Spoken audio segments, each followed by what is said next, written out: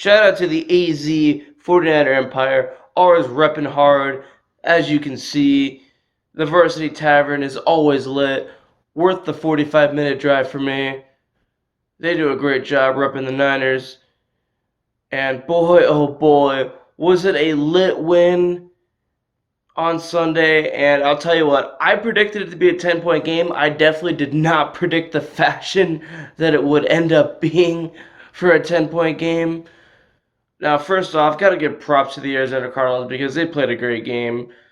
They played tough. They were in it the whole time. They started off up 16-0. Larry Fitzgerald and Pharrell Cooper both get touchdowns. And I got to say, Kyler Murray, next year and for years to come, this Cardinals team is making me a little bit nervous because of how well they've been able to play in both the Halloween game that I was at and in the game on Sunday. And Kyler Murray is a good quarterback with a great arm. He's also a really good rushing quarterback. He can run. He's a talented athlete in general. Of course, he played baseball too. Was drafted by the A's. As much as I hate to say it, especially if Larry Fitzgerald is back next year we could be looking at a three-team battle in this NFC West between the Niners, the Seahawks, and the Cardinals. But so yeah, they played a great game, and it looked really nerve-wracking when Jimmy G just looked like he could not complete a pass to save his life in the first quarter. But hey, he bounced back. Jimmy G can win. He proved that. He had 424 yards, 4 TDs. And Kyler Murray, on the other hand, he only had 150 yards, 2 TDs. He also had 67 yards rushing and a rushing TD. So even though Kyler started off the game looking better, GBG still overall had the better game. But his receivers, now Emmanuel Sanders was actually playing kind of hurt. He's battling ribs injuries. It looked like he was not going to play. Thankfully, he was able to play for the first 3 quarters. He took painkillers. He suited up, and he had a good game. But the Niners on offense, especially in the first half, they just could not get anything going until Richie James caught that 57-yard reception, which set up the first touchdown for Ross Dwelley. Ross Dwelley ended up having 2 touchdowns. He would have had 3 if it wasn't for that penalty on Rustin Richburg. And I believe that was Richburg's one of 2 penalties for him in that game. I remember Lincoln Tomlinson also having a penalty.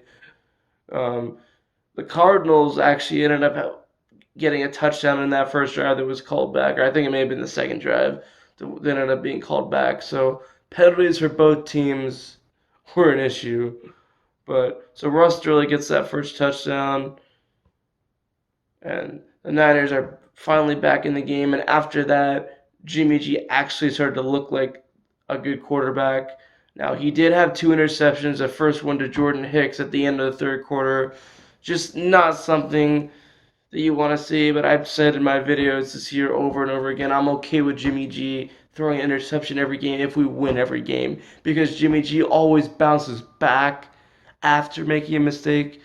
And of course, he also had an even more crucial one with 3 minutes left to go in the game, or about 4 minutes, something around then. That penalty could have turned the game just completely. He could have just thrown away the game with that. But you know what? As good as this defense is, you had faith that this defense was going to make a stop on that drive. They were going to get the ball back, and that's what happened. We set up the game-winning touchdown to Jeff Wilson Jr., who only just got into the game, and he gets the game-winning touchdown. And Kendrick Bourne also had a touchdown. Like, after the Seahawks game, despite the fact that he had a good game despite his crucial drops, Kendrick Bourne seems to get a lot of hate. And I've mentioned this on Twitter a bunch of times. Kendrick Bourne is still a good receiver. He just makes some dumb mistakes sometimes. He drops some passes. But hey, Deebo Samuel, he had 8 receptions for 35 yards, I believe. And he also has had a lot of drops this year, but he's still a great receiver, as he proved in this game. Debo was on fire. Kyle Juszczyk got in this offense pretty well. He ran the table. He got some clutch receptions. I believe he had 8 receptions. Tevin Coleman, even though the running game couldn't get anything going, on the screen passes, he came in clutch. So overall, despite the fact that the Cardinals played us hard and they went up 60-0, we still got the win. The defense balled out. DeForest Buckner, Eric Armstead, and D Ford all had sacks on Kyler Murray. D Ford's going to be out a couple weeks. He got injured on that play, but this defense has a lot of depth. We've been battling injuries, but we've still been fighting hard. We've still been in there. So, props to the Cardinals. they played us pretty hard. Again, they're going to be a team that I think will possibly contend next year. Most likely, I think, and I could really see it being a 3-team race between the Niners, the Seahawks, and the Cardinals. And, of course, the ending for this game was on that, with about 2 seconds left. Kyler Murray and the Cardinals tried to have a miracle play. Larry Fitzgerald completed it, and he started to make some lateral passes, and chaos just turned on the field at the end, and DJ Reed was able to run it in for a touchdown with no time remaining, which ended up making it a 10-point game instead of a 3-point game. And it's funny, as you can see in the beginning of this video, no one noticed what happened until they actually showed a replay of it.